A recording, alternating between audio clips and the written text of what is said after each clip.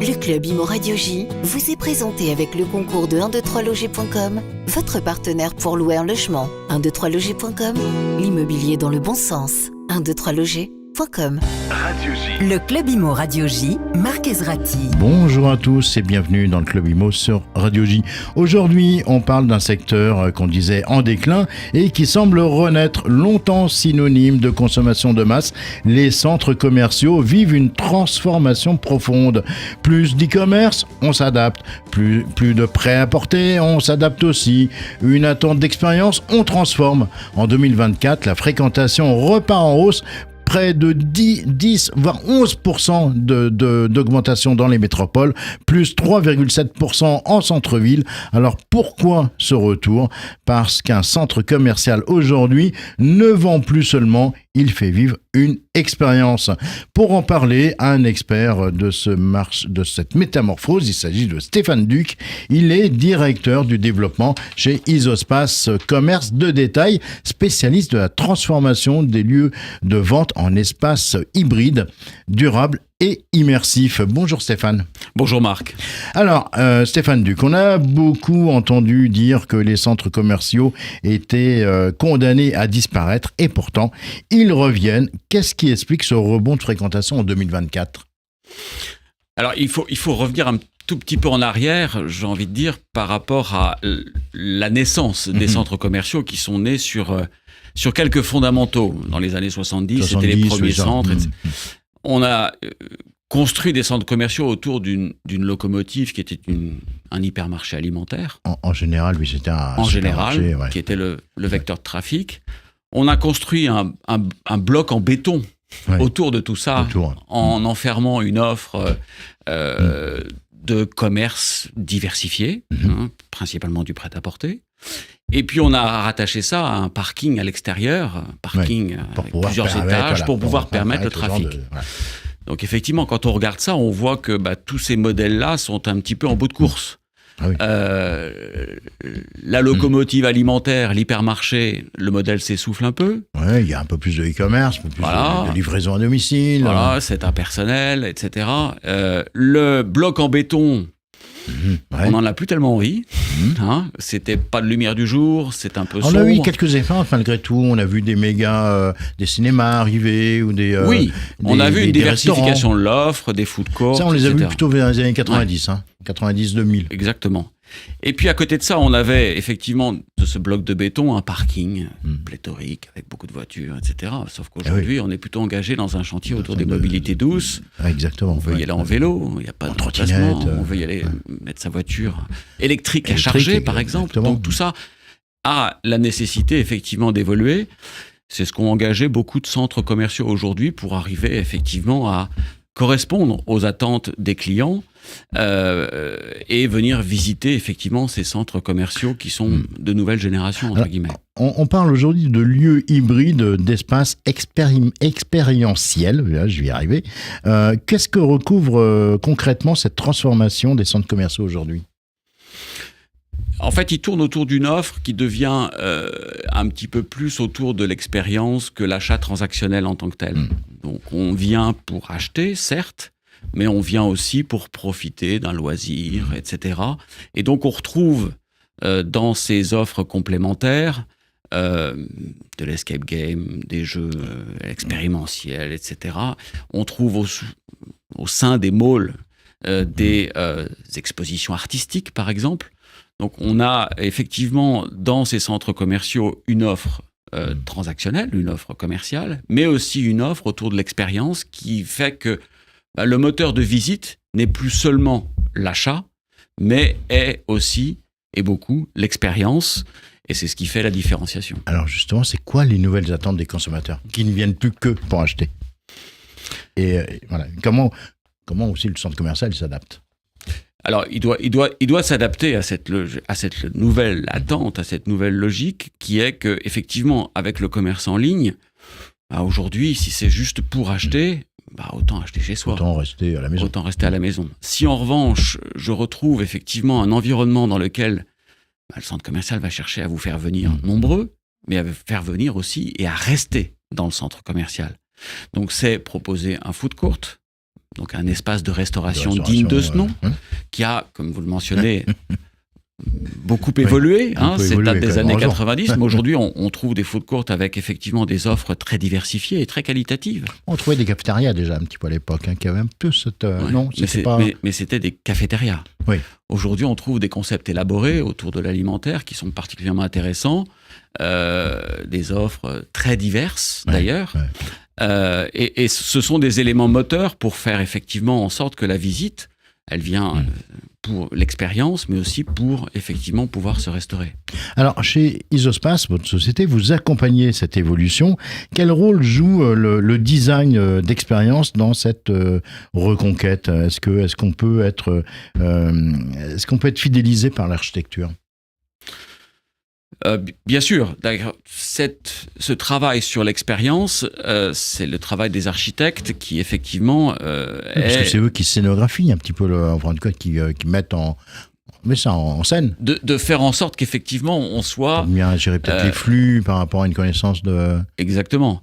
Être dans une logique où on a, je dirais, autour du centre commercial, différenciation des éléments propres et une forme de stratégie de marque qui fait qu'effectivement, on va pouvoir se différencier et être un élément de différenciation par rapport au commerce de centre-ville. Donc, les architectes, effectivement, sont aujourd'hui très fortement impliqués dans la création d'environnements végétalisés, la création de casser des visites, faire des extensions. De casser des parcours aussi. Et puis de sortir un petit peu de cet environnement de boîte. Je me souviens je vous interromps, je me souviens d'une expérience comme ça, il y a très longtemps, au Val d'Europe, où on voyait cette longue, je ne sais pas si vous voyez cette longue allée. Cette longue allée énorme, qui n'en finit pas. Et c'est fini ça aujourd'hui, ce genre de on cherche à le casser, oui. Et là, on est obligé de le casser pour justement peut-être... On cherche à effectivement sortir cette logique-là. Alors, il y a des exemples. Les exemples, par exemple, sur le centre commercial de Lyon-Pardieu, qui était quand même symbolique de la boîte. C'est vrai. Et qui aujourd'hui a eu un travail formidable qui a été fait par son bailleur sur... faire rentrer la lumière. Faire rentrer la lumière, je crois. Faire rentrer la lumière, donc végétaliser un peu l'environnement. Il y a eu un rooftop qui a été créé pour avoir des terrasses de restauration qui soient effectivement intéressantes. Auparavant, la terrasse de restauration, elle donnait sur le parking. Le coworking aussi, qui est arrivé un petit peu en force. On les voit apparaître dans les nouveaux centres. Oui, alors complètement. Ça fait partie des offres qui se diversifient. On trouve effectivement du coworking. On trouve même des centres de santé. Oui, c'est assez intéressant de trouver effectivement que, par exemple, dans ce centre qui est à Évry, qui s'appelle maintenant The Spot, qui est un exemple de revitalisation de centre commercial, où on a un centre de santé qui est un centre qui va jusqu'à l'imagerie, qui va jusqu'à à l'optique, et en passant par le médical. On a aujourd'hui un centre qui est à Westfield en Angleterre, où on y trouve même une clinique. Une clinique. Donc on a fortement diversifié en fait l'offre, que ce soit autour de l'offre de produits, mais aussi l'offre de services à la personne. Quels sont les secteurs ou les enseignes qui tirent le mieux leur épingle du jeu de cette mutation dans l'expérience ?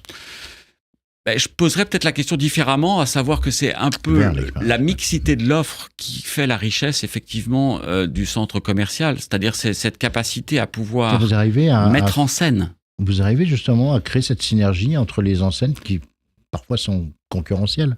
Alors, c'est pas notre travail, c'est le travail effectivement du bailleur qui va prendre la main sur le merchandising de son site. Du site, d'accord. Et qui va essayer de faire en sorte qu'effectivement, les univers qui se ressemblent se trouvent à proximité et qui va créer des itinéraires de visite qui soient les plus appropriés par rapport à l'architecture du site. Est-ce que la périphérie urbaine, elle est aujourd'hui capable de se réinventer aussi bien que les centres-villes ? Je crois qu'elle le doit, de toute façon, parce que un petit peu obligée, elle est un petit peu obligée. On va faire vivre effectivement un environnement commercial, un environnement de travailleurs, un environnement d'habitation et un environnement de loisirs. Et c'est comme ça qu'effectivement la périphérie va pouvoir être aussi attractive que l'est potentiellement le centre-ville. Alors, on a parfois l'image d'un consommateur qui zappe vite. Est-ce que l'expérience immersive est une réponse à cette volatilité des comportements ? Alors, il doit répondre à cette logique-là. S'il zappe effectivement pour aller sur du commerce en ligne, c'est très facile de zapper. Une fois qu'il est en magasin, c'est au travail du retailer, effectivement, d'arriver à faire en sorte qu'il ne zappe pas et qu'il profite de l'expérience et qu'il reste longtemps en magasin. Et on sait que s'il y reste effectivement longtemps, il va acheter et il va acheter plus. Vous avez parlé tout à l'heure de l'expérience anglaise. Est-ce que vous voyez émerger un nouveau modèle français de centre commercial ? Je ne sais pas si on peut dire qu'il est français, mais c'est vrai que on a aujourd'hui en France... il y a peut-être, oui, mais on a surtout en France des bailleurs qui sont assez puissants. Je pense par exemple à l'exemple de Westfield, qui a les moyens effectivement, ou qui se donne les moyens de pouvoir faire évoluer ces centres, qui sont des centres avec des millions de visiteurs, donc une concentration, et qui accompagnent. Je pense que ce sera peut-être plus difficile sur des centres qui sont un petit peu plus dans le milieu du marché. Merci Stéphane Duc. On se retrouve dans quelques instants, le temps de découvrir l'info du jour. L'info du jour vous est présentée avec le concours de miamiimo.com et l'équipe du Freud Group, votre expert depuis plus de 15 ans pour l'achat-vente résidentielle à Miami. Miami Imo sur miamiimo.com. Et aujourd'hui, on vous parle d'une maison mise à prix à 0 €. C'est la ville de Briare, dans le Loiret, qui propose cette demeure abandonnée, de 36 mètres carrés avec jardin, et donc elle le propose au plus offrant. L'unique condition, évidemment, c'est de s'engager par écrit pour effectuer des travaux, de lourds travaux de rénovation. La toiture menace de s'effondrer, l'intérieur est à refaire de fond en comble. La facture pourrait s'élever à 60 000 €. Alors, il faut savoir que 2 offres ont déjà été déposées avant la date limite de mai, mais c'est une opération qui semble audacieuse pour redonner vie à un quartier résidentiel. L'info du jour vous a été présentée avec le concours de miamiimo.com et l'équipe du Freud Group, votre expert depuis plus de 15 ans pour l'achat-vente résidentielle, location et investissement locatif à Miami. Miami Imo sur miamiimo.com. Radio J. Le Club Imo Radio J, Marc Ezrati. Et on est de retour dans le Club Imo sur Radio J, toujours avec Stéphane Duc, directeur du développement chez Isospace Commerce de Détail. On parle des nouvelles formes de centres commerciaux et de leur résilience post-crise.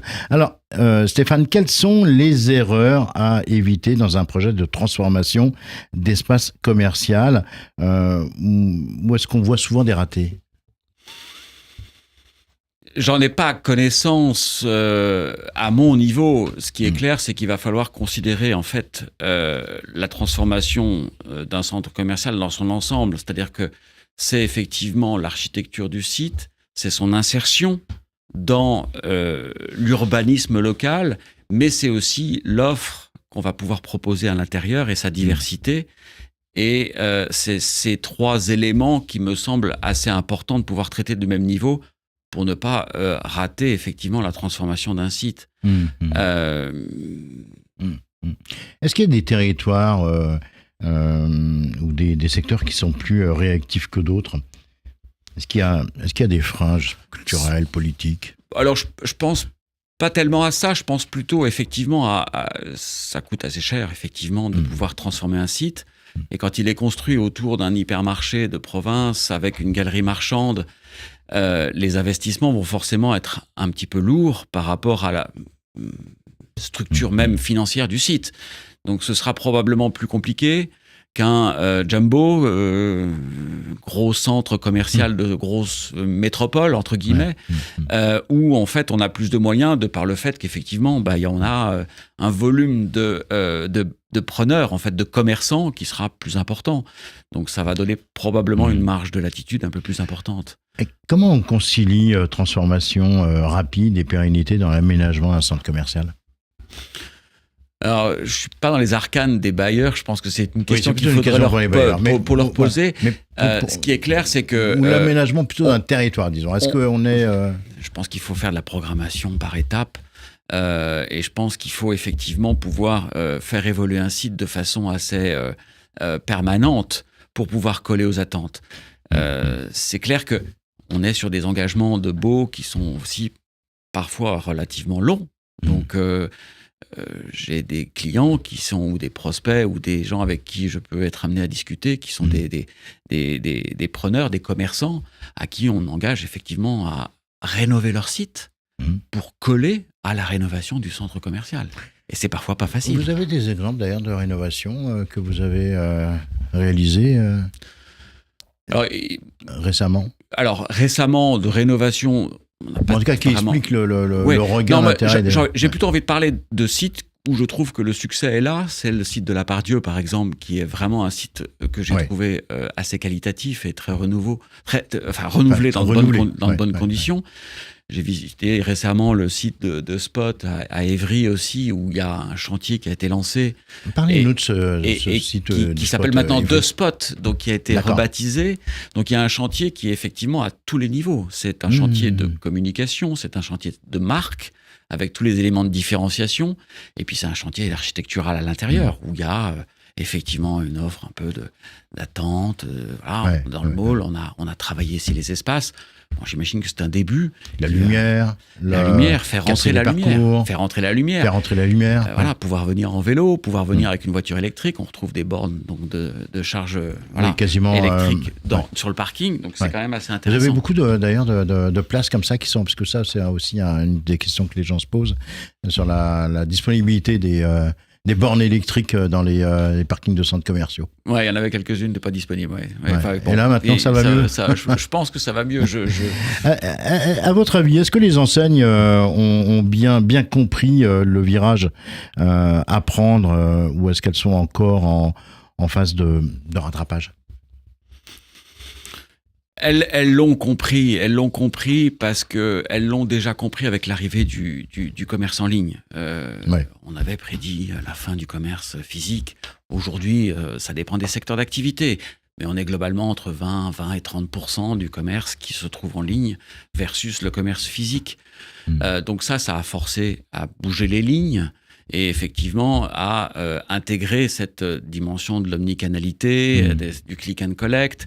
Ça a impacté d'ailleurs un changement chez les collaborateurs vendeurs parce que ceux qui faisaient que de la mise en rayon, aujourd'hui, ils doivent traiter un petit peu plus que ça. Et justement, parlons de ces collaborateurs qui travaillent sur site. Est-ce que l'architecture et l'expérience, elles peuvent jouer un rôle essentiel en matière de recrutement ou de fidélisation ? C'est vrai que travailler dans un centre commercial, c'est pas forcément...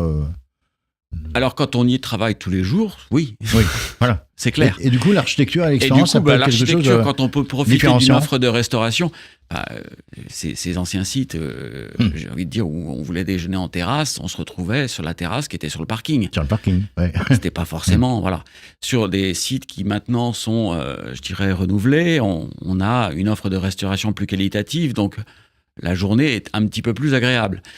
Mais effectivement, le rôle des vendeurs est aussi amené à bouger. Ouais. Parce que c'est pas que de la mise en rayon, c'est forcément du coup pour les enseignes qui étaient,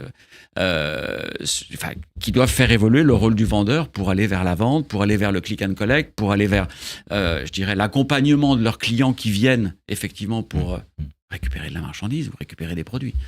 Quel est le rôle de la lumière ? Essentiel. Mais encore. C'est important la lumière. Essentiel, c'est important, c'est super important.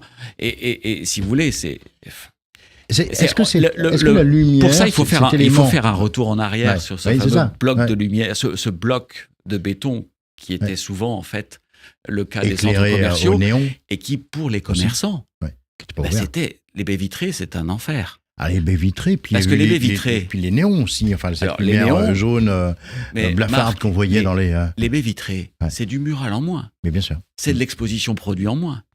Donc, on ferme tout ça. On fermait tout ça. Ouais. Et aujourd'hui, on cherche plutôt à faire rentrer des puits de lumière, des puits de lumière, et puis une architecture lumière en fait qui a été qui est mise aujourd'hui. Les architectes font un travail remarquable pour essayer de mélanger effectivement la lumière avec celle du jour. La lumière naturelle. Et aujourd'hui aussi de l'artificiel blanc, LED et compagnie. J'ai une dernière question. Si vous deviez imaginer le centre commercial idéal dans 5 ans, à quoi il devrait pouvoir ressembler? Je vous laisse disserter. Vous avez au moins 1 minute pour le faire. Marc, il s'appellerait peut-être pas centre commercial. Ah oui, alors oui, peut-être aussi dans la sémantique, il y a quelque chose qui... Dans la sémantique, je pense qu'effectivement, c'est quelque chose qui peut être amené à évoluer. Donc, comment vous l'appelleriez, vous? Mais c'est presque un centre de loisirs. Parce un que centre d'échange, un carrefour non, parce que c'est une enseigne, mais quelque chose qui ressemblerait à... C'est un centre dans lequel je dois pouvoir venir me divertir. C'est un centre dans lequel je dois pouvoir effectivement venir travailler, acheter, vivre des expériences, et proposer vraiment quelque chose. Sinon, mon premier outil de divertissement, c'est quoi? C'est ça, c'est mon téléphone. C'est le téléphone, bien sûr. Donc il faut que j'en sorte. Ouais. Donc il faut pouvoir aussi proposer quelque chose de nouveau. Se cultiver. Aujourd'hui, la culture, on a effectivement dans certains centres des expositions. Quelques espaces culturels, oui. Quelques espaces culturels. On pourrait retrouver effectivement à l'image de l'aéroport d'Amsterdam qui a une offre du Rijksmuseum qui est absolument remarquable. Retrouver effectivement cette même environnement dans des centres commerciaux. Merci beaucoup Stéphane Duc d'avoir fait le détour par le studio de Radio J aujourd'hui. On rappelle que vous êtes directeur du développement chez Isospace Commerce de Détail. Alors ce qu'on retient, c'est qu'un centre commercial n'est plus seulement un lieu d'achat, c'est devenu un lieu de vie, d'expérience et même d'émotion. Voilà, le Club Imo, c'est terminé pour aujourd'hui. Comme d'habitude, vous allez pouvoir retrouver cette émission sur YouTube, sur la page Radio J Mag. Vous pouvez également réécouter cette émission régulièrement sur Radio J Imo, la nouvelle chaîne 24h sur 24, 7 jours sur 7, qu'on trouve sur le site radioj.fr et sur l'application mobile Radio J. Je vous retrouve quant à moi demain à 16h05. D'ici là, très belle fin de journée à toutes et à tous à l'écoute de Radio J. Le Club Imo Radio J vous a été présenté par 123loger.com. Sur 123loger.com, les locataires postent leur profil et ensuite, ce sont les propriétaires qui prennent contact avec eux. 123loger.com, l'immobilier dans le bon sens. 123loger.com.